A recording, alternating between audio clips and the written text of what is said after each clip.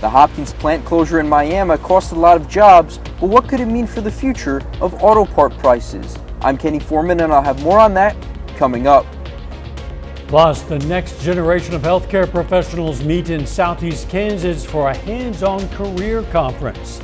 And 2 communities in the 4 states take different paths for promoting what they have to offer. The 4 states' most watched news starts now. A serious crash east of Anderson, Missouri turns fatal. This is KOAM News. I'm Dow Quick. The crash happened around 7 a.m. on Highway 76. Troopers say an eastbound pickup crossed the center line and crashed head-on with a semi. The driver of the pickup died at the scene. Authorities shut down a portion of the highway for about 4 hours for cleanup, which was hampered by heavy rains. The driver's name has not been released to the public. While last week's closure of the Hopkins manufacturing plant in Miami, Oklahoma cost a lot of people their jobs, the overall impact could continue for some time. Its parent company, First Brands Group, develops and sells a variety of auto products. KOAM's Kenny Foreman spoke with the owner of a Pittsburgh auto shop to find out what this could mean for the near future of auto part prices.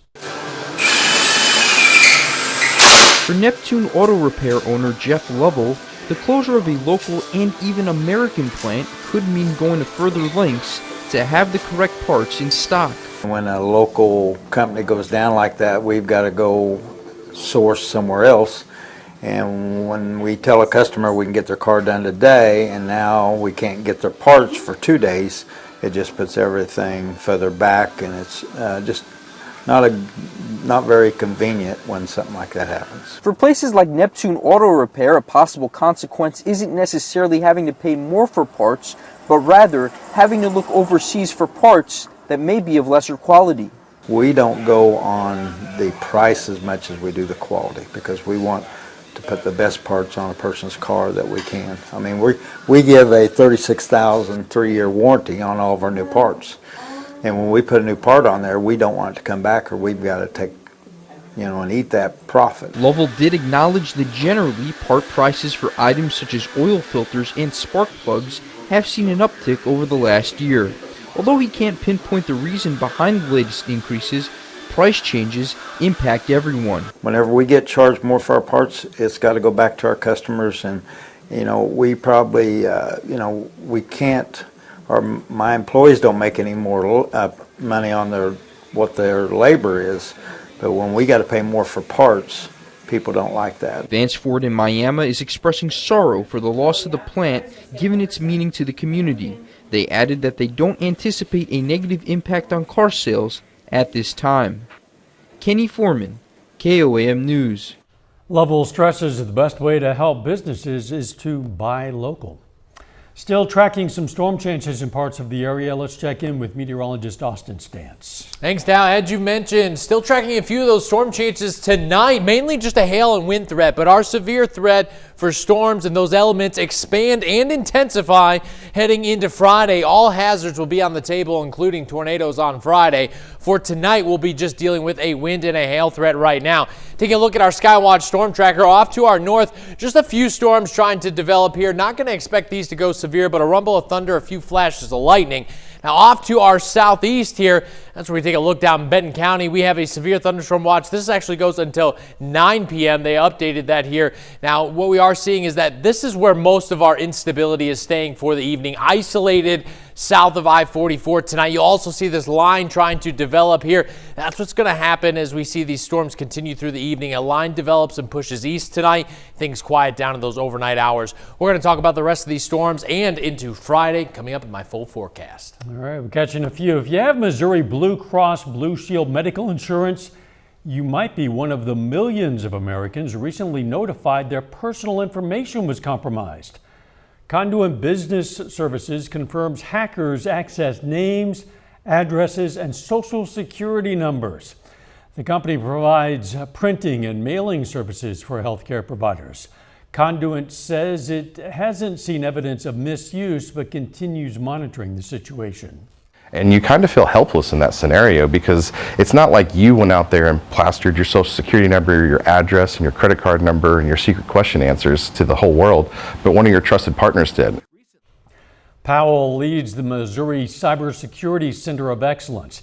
He says the conduit breach lasted from October 21st of 2024 through January 13th of 2025.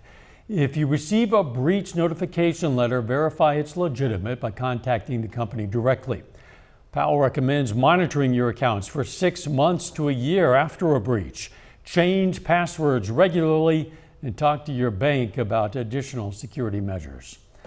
The Inspire Health Foundation is helping grow the next generation of healthcare professionals, hosting local high school girls for a hands-on career fair.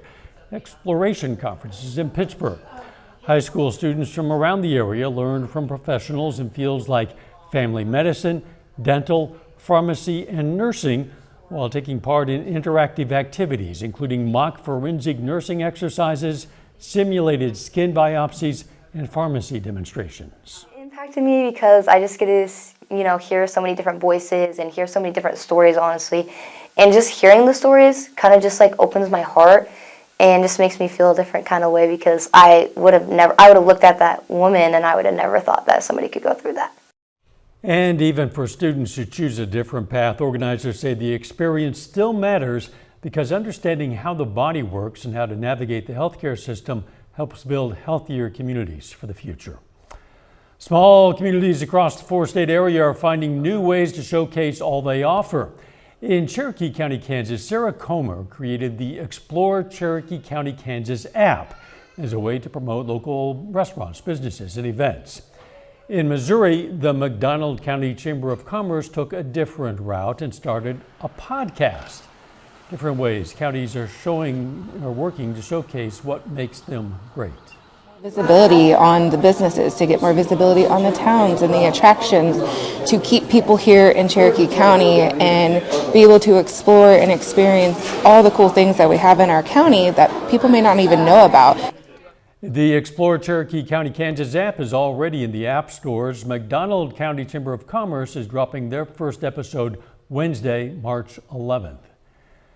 Coming up, more titles for the trophy case as the Gorillas assert their track and field dominance over the weekend. Ben McLeish has details in sports, but up first. 6 candidates and only 3 seats. I'm Blake Gully. Coming up, we continue our 3-night series asking the Joplin City Council hopefuls about homelessness and the city's response. Tonight we continue our 3-night candidate series for the 3 general seats up for grabs in the Joplin City Council race. Tonight's topic centers around homelessness in Joplin. KOAM's Blake Gully has more from City Hall. In Joplin, homelessness remains a concern for residents and business owners. So we asked the candidates, do you believe the city is doing enough to address the issue? No, it's not doing enough right now. I've seen it firsthand. I actually volunteered for Hopeful Bites for a couple of months while they were out there. I think it was September through December is when I was working out there for them. So many needs are not being met in our community, and there statistically aren't enough beds to get all of these people off the streets. I think there is a drastic change that could take place. The first idea would be to coordinate with all of our nonprofits to figure the specific services that they provide to these individuals. But I think before I go there, we need to take a step back and we need to triage these folks. I don't know if that's the right word, but figure out what their ailment is, what their situation is, why they're homeless, and experiencing difficulties in finding jobs and returning back to society. The homelessness issue is huge in Joplin, and I personally witnessed the Greyhound bus dropping off 17 homeless last Friday. So we need to figure out who's bringing them into Joplin and how we can help them. It is a problem, and I think Joplin has a lot of facilities available, but a lot of the people don't want it. I have a sister that's homeless. It's her choice. She won't seek help. She won't let us help her. We're going to hear from the remaining 3 candidates tonight on KOAM News at 10. A little bit later, Missouri Southern shows they want their share of track and field glory. Ben's going to have more on the Lions qualifying for next week's indoor championship. And a stormy evening ahead for us tonight. I'm tracking all the latest details coming up. Here's your Skywatch weather forecast from the trusted Roper Kia Weather Center. Well, we're still going to be dealing with some showers and thunderstorms this evening. Some of us, not all of us, could see some of those be stronger to severe. Areas where we could see those stronger storms, Benton County, McDonald, Berry County as well. That's where we could see where we're in that 2 out of 5 or a slight risk for severe weather. Mainly a hail and wind threat for areas heading up towards I-44. Now, if we go throughout the evening tonight, we're going to expect this to go till right around midnight tonight. Again, the elevated risks are going to be hail, wind, and heavy rainfall as well. Now, taking a look at the Skywatch storm tracker, you'll notice we have that severe thunderstorm watch, or that orange highlighted area. That goes until 11 o'clock this evening. Just north of there, we have some thunderstorms trying to fire up. These are not going severe right now. I don't anticipate them to go severe. And then you can look a little bit further north of I-44. Same situation here. We just don't have the instability in the area, especially north of I-44 here. Now that the sun has set, we don't have any more of that daytime heating, allowing the atmosphere to tap into that instability. So a lot of these guys, maybe a little bit of lightning, a little bit of thunder, but not too much going on there. South of I-44, especially here in Benton County, could see an isolated severe storm tonight as they continue to push east. Not expecting too much of that. Most of the instability remains off to our south. Take a look at these guys. South of Fort Smith, so south of the I-40 corridor here. These guys are blowing up down here. That's where all of our instability is. We're going to see all this kind of cluster together and continue to push northeast out of our area as we head into those later evening hours tonight. Take a look at our temperatures. 58 degrees Bella Vista, 55 Carthage, 53 in Parsons, and then 57 in Cassville out there. Take a look at our high winds casino cam. Things are fairly mild out there for this time of year. Kind of overcast skies for right now. An isolated shower or two can't be ruled out. Temperatures still in the 50s here by 6 o'clock, as I mentioned, off to our southeast. Going to be dealing with some scattered showers and thunderstorms as we head into those later evening hours tonight. Temperatures will fall to around 50 degrees tonight as we hit those overnight hours. Things quiet down after midnight tonight. Tomorrow, 65. An isolated shower or thunderstorm can't be ruled out here. We have a 1 out of 5 or a marginal risk off to our northwestern communities here. That's really going to be for those later evening and overnight hours into our Friday. Now, take a look at this. Here's Thursday night. Here's our storm energy starting to move in. Just a bit there. But take a look at Friday. My goodness, do we get a lot of storm energy in here. All that instability. That's going to set up potentially dangerous day for us on Friday that we're watching out for. We're actually at a 3 out of 5 right now across portions of the 4 states. All hazards going to be on the table. This is going to be a Friday at late afternoon evening event. Again, tornadoes possible, hail, wind, heavy rain, all on the table for us. And in some cases, large to extremely large hail as well. So alert day for Friday. Yes, it's going to be warm out there, 74. And I know we'll be heading into the weekend, but if you're going to be doing any weekend traveling, please pay attention to the forecast. Possible alert day on Tuesday. And that's another day of severe weather there. But then things finally quiet down by the middle part of next week. So for now, anyway. Of course, we still have an awful lot of severe weather season ahead of us. It's going to be a busy one. All right. Thanks, Austin. Still ahead, Missouri Southern has 10 athletes qualify for the Indoor Track and Field Championships. Plus, the Gorillas indoor teams cap off another incredible season with a trip to the Nationals. Ben McLeish has those stories and more for us up next in sport. The Pitt State track and field teams have been dominant throughout this indoor season, continuing their dynasty of success at the MIAA Conference Championships. Over the weekend, the Gorillas secured a sweep of the conference titles, the PSU men's team winning their 6th straight MIAA championship with a conference record 225 points, beating runner-up Northwest Missouri State by 110. The Lady Gorillas claimed their 5th straight title, defeating the runner-up Bearcats by over 100 points as well.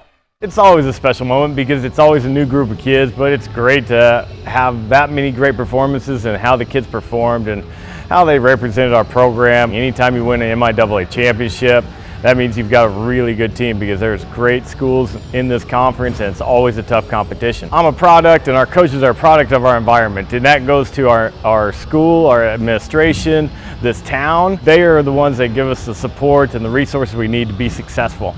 And so it means a lot to give that back to them and show that, you know, we've got a great team, we've got a great staff here, and so it means a lot to be able to give that back to them and be able to produce these great athletes in a championship. After monster performances at the conference championships, Pitt State has 44 athletes set to compete at the national championships next week.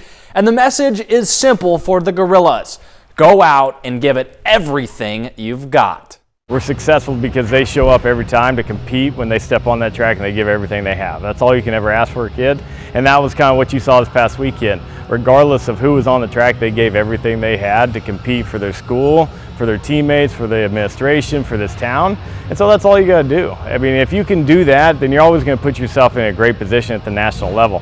But if you go in there feeling like you have to perform or overperform, or you have to do a certain mark, then you're taking away just the true competition of it and just showing up and competing. The Gorillas head to Virginia Beach for the Division II National Championship next week. The meet begins on Friday the 13th, wrapping up on Saturday. And unsurprisingly, the Gorilla staff is named the MIAA Men's and Women's Coaching Staff of the Year today. All that's left for PSU is to bring back yet another national championship trophy. Missouri Southern also has a wave of athletes qualify for the 2026 Indoor Championships next week. 10 Lions qualify for the event, all competing in field events. That includes 7 on shot put, 2 on weight throw, and 1 long jumper. On the baseball diamond, sweeping a 3-game series is never an easy task. Winning 17 in a row, nearly impossible. But don't tell that to the 2026 Gorillas. Ladies and gentlemen, this is your weekly reminder that what the Gorillas are doing this season is unprecedented. In their 17-0 start to the season, the number 2 ranked team in the country is averaging over 14 runs a game, an especially impressive stat considering the Gorillas are mercy ruling most of their opponents in 7 or 8 innings. And the pitching staff, they're posting a 2.38 ERA as a group. Those are all MIAA numbers. So far, no team has been able to figure out how to stop these Gorillas. Emporia State will be the next to try, starting a 3-game series with PSU this Friday.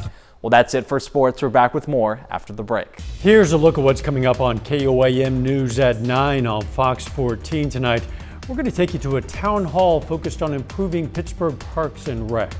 Plus, were you affected in the Blue Cross Blue Shield data breach recently and received a notification from Conduent? We're going to tell you more about what you need to know and how 2 4-state communities are turning to technology to support local entrepreneurs.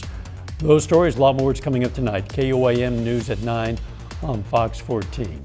We're also keeping an eye on the possibility that some of us might experience some more severe weather. Yeah, especially off to our south of I-44, at least through the midnight hour tonight. After midnight, things quiet down, but Friday as well, we'll be dealing with some thunderstorms. Check this out. Storm energy, here's Thursday. Just a little bit moves in, but my goodness, do we have a lot of energy for storms to tap into heading into Friday. So going to have to keep the eyes on the skies as we end the week. All right, very good. Thanks for joining us. We're going to see you right back here for KOAM News at 10. Let's make it a great evening.